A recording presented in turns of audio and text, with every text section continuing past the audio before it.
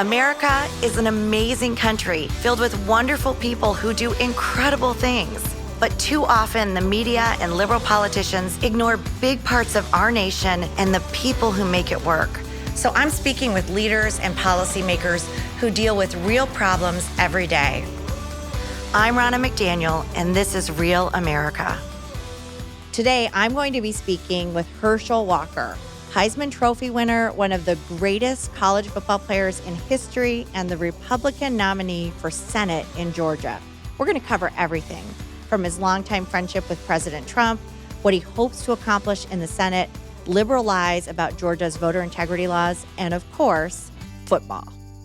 So I am so excited to welcome somebody who's become my friend and just such an amazing person, Herschel Walker, our nominee for Senate in Georgia, to Real America. Welcome. Well, thank you. Thank you for having me on. That's very nice. I'm so excited to have you and talk to you and learn a little bit more about you. You are going to be one of the most watched Senate races in the whole country. No pressure, Herschel. I know you're dealing with it a lot in your life. You've dealt with it a lot in your life, but you may determine the balance of the Senate with your race.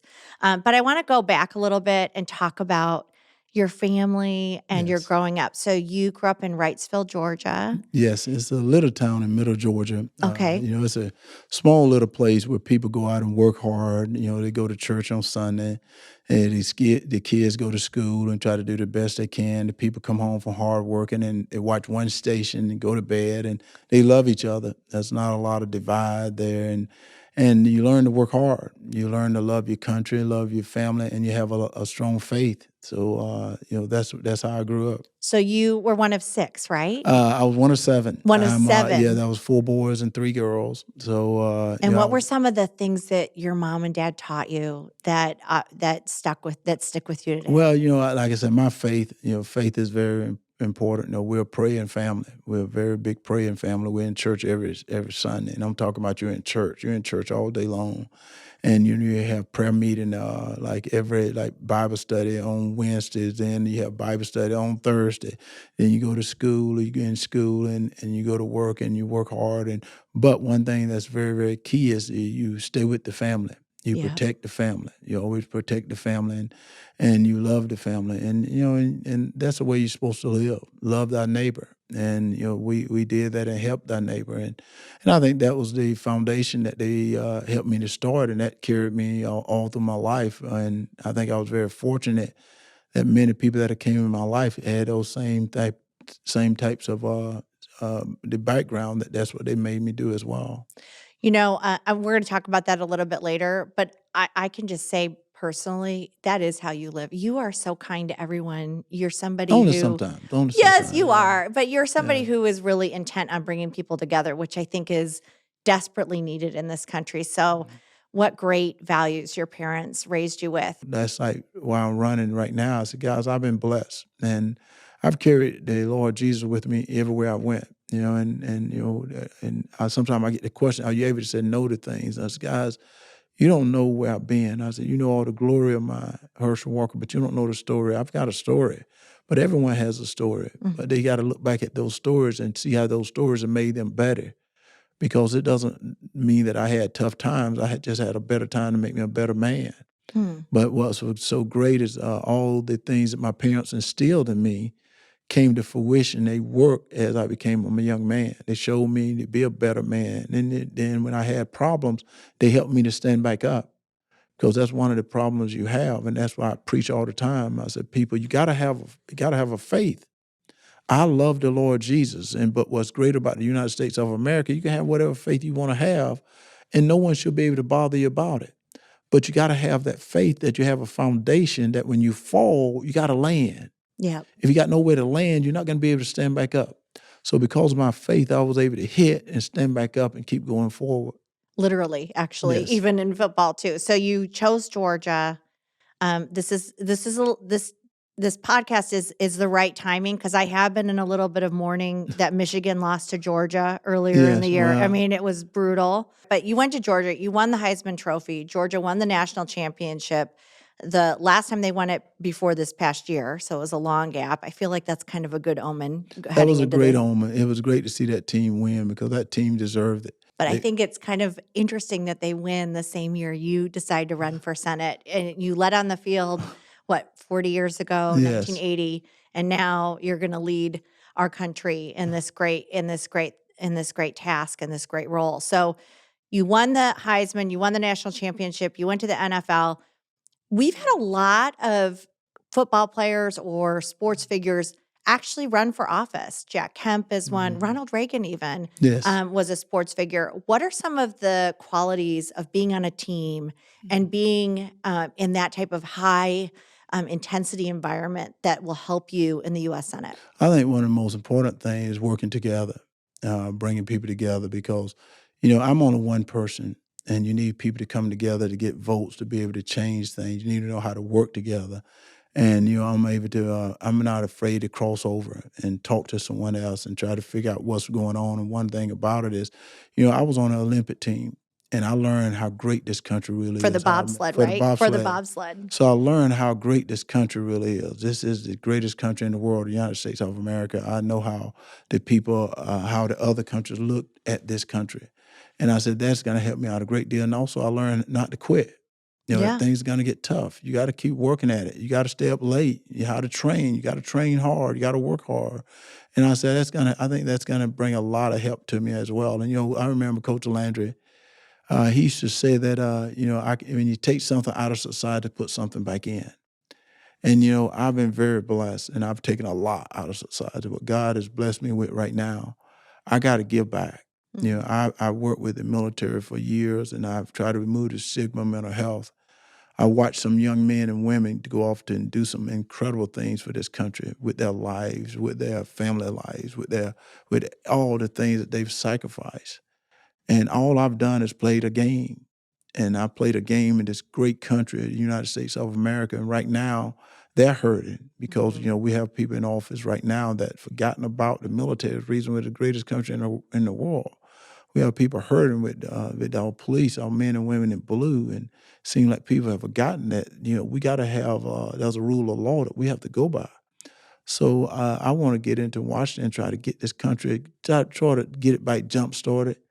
Because the foundation that was laid by our founding father, it was a good foundation. It was. And we're one of the newest countries in the world, but we're one of the best. I think we are the best. Yes, we are. Which means that we were doing something right. But I think your teamwork and that camaraderie that you had in your professional career and in your sports teams and on the U.S. Olympic team, I've seen it with you with other Senate candidates also that I've seen you on the trail with. I think that is going to benefit the Senate. But you also don't just bring that background. You were a very successful small business owner. Mm-hmm.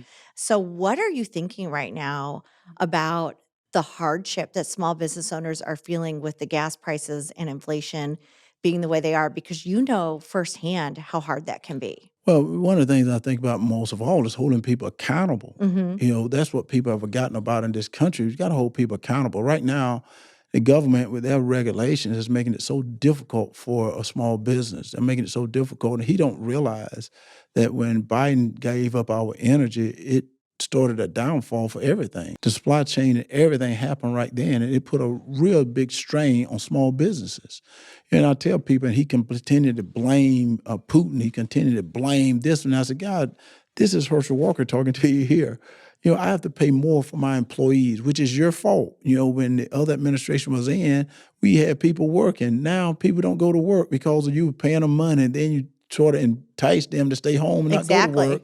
And now I got to pay more to get people to work for me, which now I got to pass that along to my customer. Now I got to pay more for gas. I got to pay more for gas. I got to pass that along to my customer for the fees. So right now we're giving this country away to some people that don't even like us. It's so true. And I think you having that small business background resonates with the people of Georgia because not only are you understanding how to build a business and the regulation because you've been there, but you understand probably more than anybody how bad it is with inflation and gas prices and labor costs and how bad it is right now. I want to talk a little bit about how you ended up running for Senate. Okay, so I remember, I don't know if you probably didn't know me then, but you spoke at the RNC convention in 2020. You were phenomenal. One of my favorite speeches. Thank you for doing that. but you have a friendship with President Trump. How did that develop?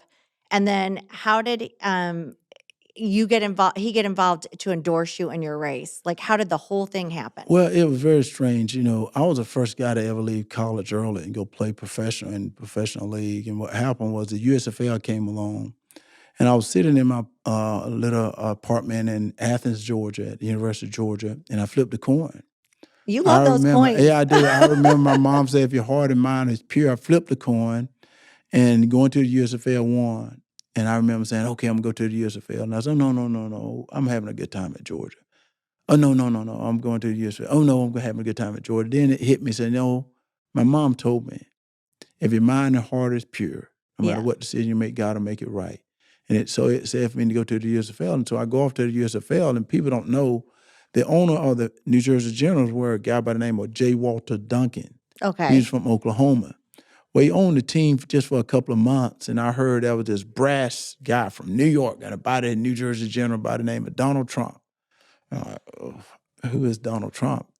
Well, we were in training camp in Central Florida training, and I remember this helicopter flying in. No way. And he flew in, and this guy gets off with this. I think he had a white, like a sweater with, looked like he was from some preppy school and Oh, stuff. I've seen him with Yeah, those, but that like with yeah, the little colors collar around. things Yeah, and yeah. stuff. And he gets off, and right behind him is Donald Jr. Okay. As a little boy getting off.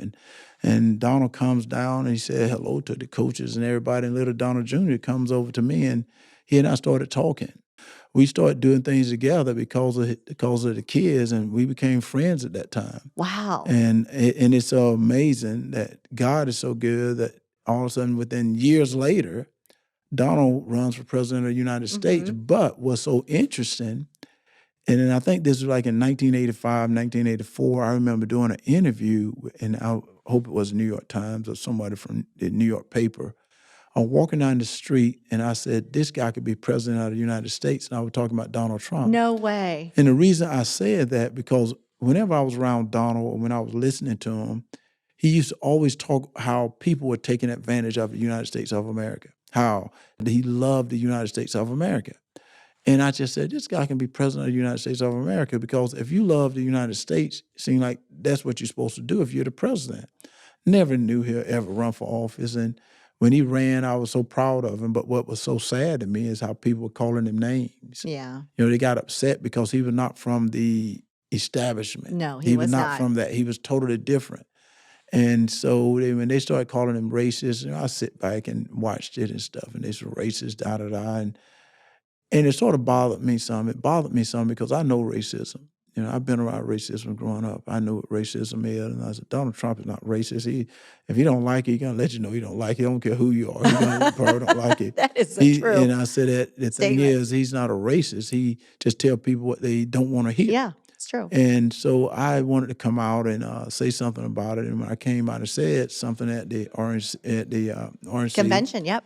Well, what was so funny is he didn't know I made a speech. I mean, you may know this. He never knew I made the I speech didn't know until he that. saw it. Oh, He didn't know that, and I think they kept it from him. But what was so unique, Donald and I was always friends this whole time. We would talk sometime when he was president. He would call sometime. We'd talk. It wasn't that much. But the kids and I would always talk. Not one time did they ever ask me to speak for him. really? Not So he one didn't time. even know. You No, just did not that one on your time. own. I did it on my own. That's Not so one special. time did he ask me to speak, and I said, that tells you the type of man he was. Because Not you're one time just he his never friend. asked. Yeah, he You're never just asked me to his speak friend. for him.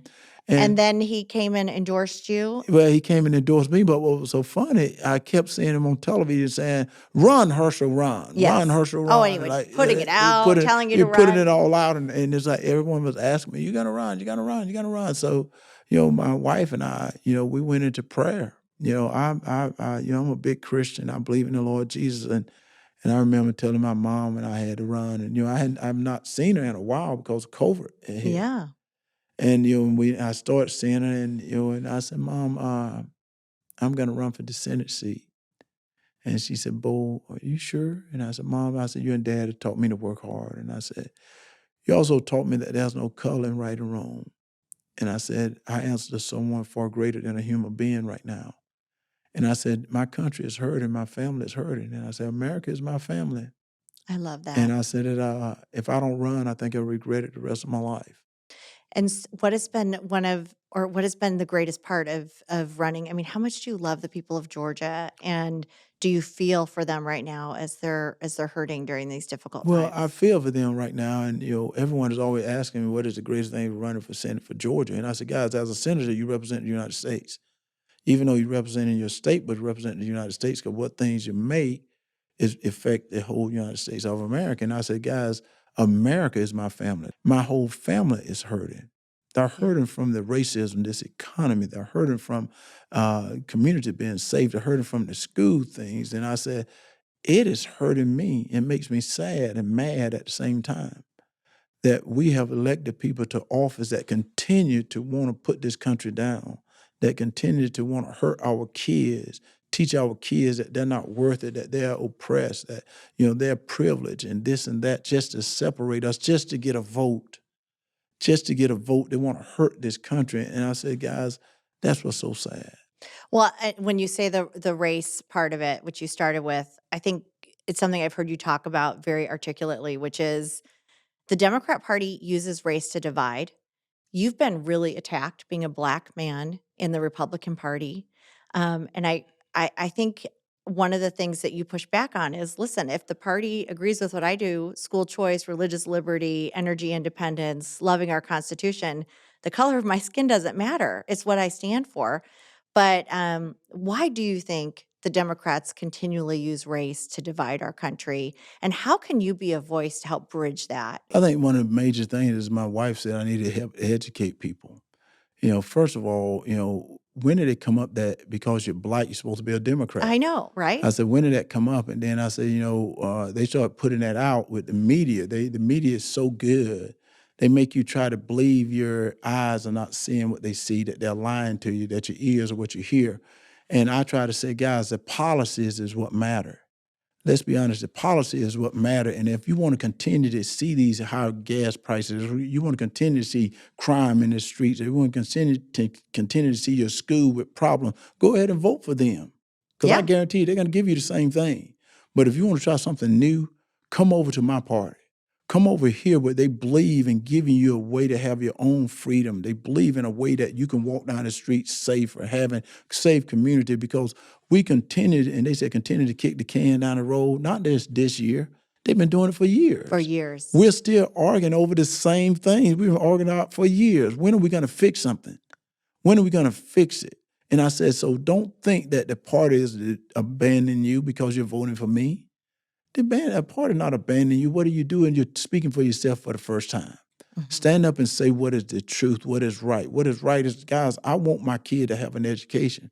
What is right, I want to be able to leave my home and be safe. What is right is, no, I don't want to pay high taxes. I want to build my own business. That's the way you're going to have success. You can't have success fighting. And I talk about togetherness, not separation. And that's what I'm saying. Who do not want to come together and join hands and get something done? You can't get it fighting each other. Yep. And I said, that's the major thing that I try to preach to everyone, and they hear that. I say that to people all the time. I say, what has Nancy Pelosi done in the past 2 years to bring America together? The Democrats have the Senate, the House, the White House. Tell me, just, from objectively, what have they done to bring us together? Everything's been about division. And I do think if Republicans get the Senate and the House, we really do need to work on behalf of the American people. I know you'll do that. I'm going to ask you about the election law that was passed in Georgia, a law that basically required voter ID for absentee ballots. Which is awesome. Which is awesome, right? Yes.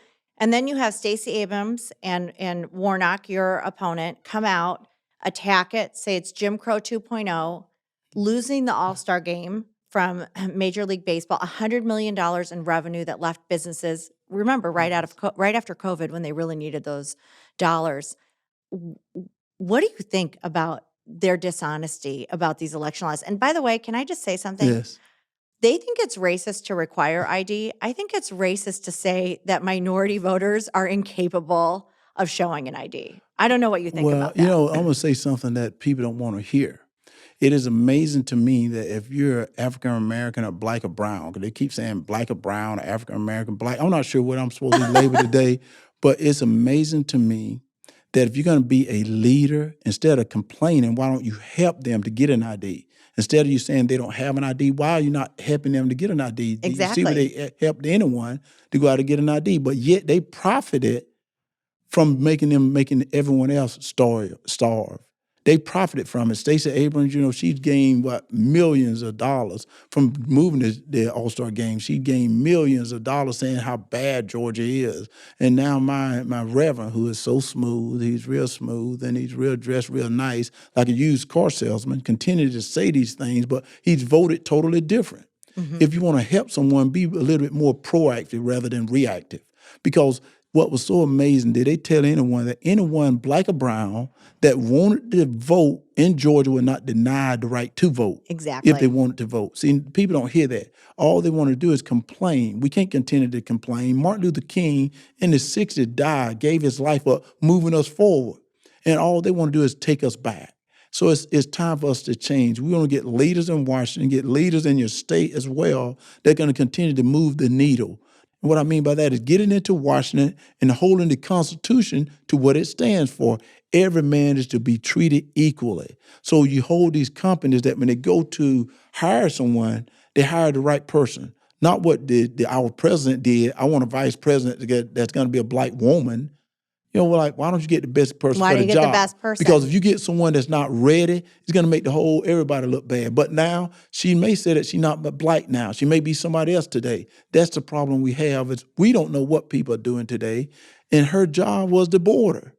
And she She hasn't even left. been there. She She hasn't hadn't even been been there. there. Could you imagine having a job and not showing up? She complained about it, and Yeah. she said, it's the white men that the reason I'm doing this Yeah. because they're against me. It's not the white men, it's that you're not doing your job. Yeah. So it is amazing that the left continue to call everyone else on the right racist, but they're the one who's talking about racism.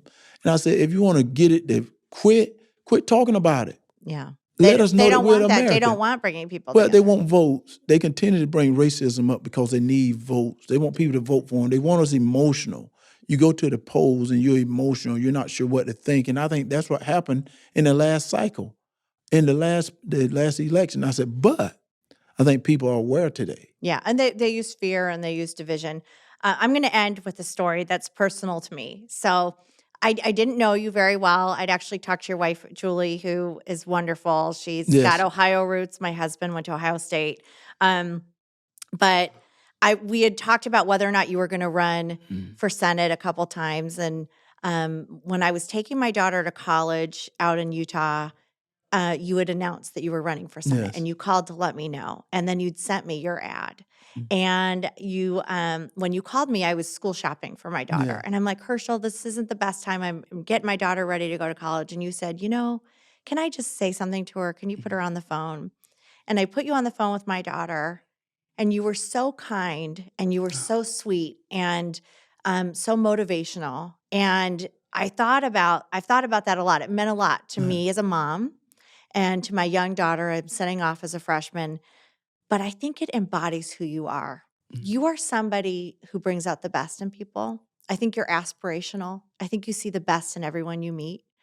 And I think you embody what everybody wishes they could see in politicians. So just thank you for that. Thank you for that moment for me. But I've seen you on the trail. I hope people can see that part of your heart that your mom talks about, because you really will be an asset to our country if you're elected. My final question, how do people help you? How do we help get you across the finish line? Where do we go to camp to donate or support you? Well, first of all, being kind to your daughter, that's what everyone should be. Be kind to our young people because, sometimes they're just looking to be safe. Yeah. So being kind to our young people, you should do that. And the way people can help me is to go to teamherschel.com if you can donate or can volunteer your time. I'm going to win this seat, and I want to win this seat for us, not just for me. I want to win it for us because we got to take it back as people. And I think we can get that done. They're doing a good job. They're going to raise a lot of money. But I think what we're going to do, we're going to win the seat. You are. People And just can go to teamherschel.com. go to teamherschel.com. And just so you know, when he was talking about himself earlier and he called himself Bo, that's what his mom called him. Yes. But I heard you say earlier, Bo Jackson never beat you at anything, No, he right? haven't, but he feel bad about it. But it's okay. It's I okay. tell Bo, I don't think he can beat me now either, but he's okay. But It's he's all okay, right. but your nickname was Bo. But go to Team Herschel. Yes. We need to win the Senate seat. We have to. Our country's at stake. Thank you for stepping up and being the leader that you've always been. And like you said, you've always kind of gone against the grain sometimes, with God being your greatest guide. And but we need to do everything we can to get you across the finish line. So thank you, Herschel Walker, and thank you for being on my podcast. Hey, thank you, and God bless you. God bless. I'm Ronna McDaniel, and this is what Republicans stand for.